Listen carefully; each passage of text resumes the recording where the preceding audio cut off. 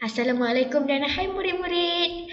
Untuk pembelajaran kali ini, kita akan belajar sistem penanaman secara takungan. Sistem penanaman secara takungan ni terdapat 3, iaitu aquaponik, hidroponik dan juga bekas pengairan kendiri. Jadi yang pertama, kita akan tengok sistem takungan secara hidroponik.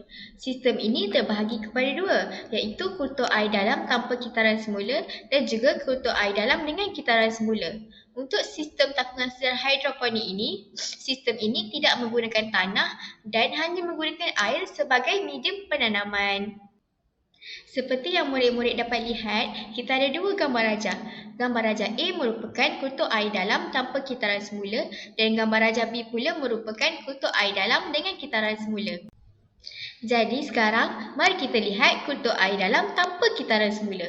Seperti mana dalam gambar rajah di sebelah, kita ada pokok sayuran yang ditanam dalam raga tanaman. Ada juga penutup takung untuk memegang raga tanaman dan mengelakkan larutan nutrien daripada terdedah kepada cahaya matahari, dan ada juga takung untuk mengisi larutan nutrien. Larutan nutrien ni pula, dia akan berada dalam takung berkeadaan statik, iaitu tidak dikitas semula. Dan larutan nutrien ini berfungsi untuk membekalkan nutrien kepada tumbuhan. Akar pokok pula mestilah terendam dalam larutan nutrien untuk menyerap nutrien yang dibekalkan. Dan raga tanaman pula, dia akan berfungsi sebagai bekas untuk meletakkan pokok yang ditanam. Ini pula merupakan kultur air dalam dengan kitaran semula.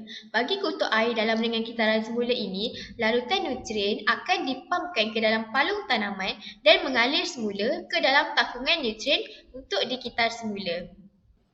Seterusnya, yang kedua, mari kita tengok sistem takungan secara aquaponik. Sistem takungan secara aquaponik ni apa murid-murid? Sistem ini menggabungkan ternakan ikan dengan tanaman sayuran. Jadi, bagi sistem takungan secara aquaponik ini, yang pertama ialah ikan akan diberi makan dan menghasilkan sisa, iaitu najis. Sisa ikan ini akan dipam ke dalam bekas tanaman.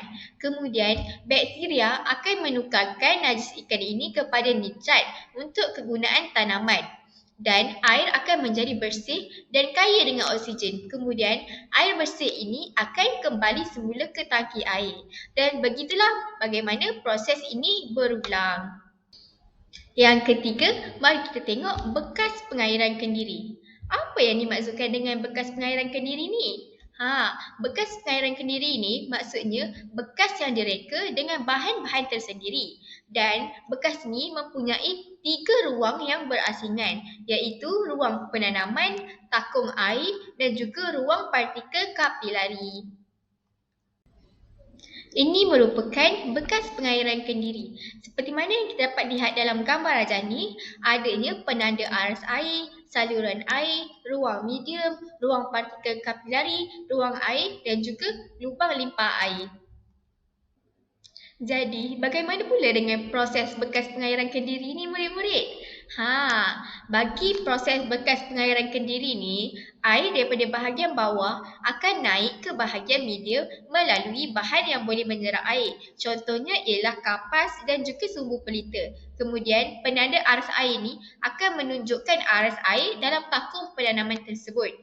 Kemudian, saluran air pula digunakan untuk mengisi air nutrien ke dalam takung.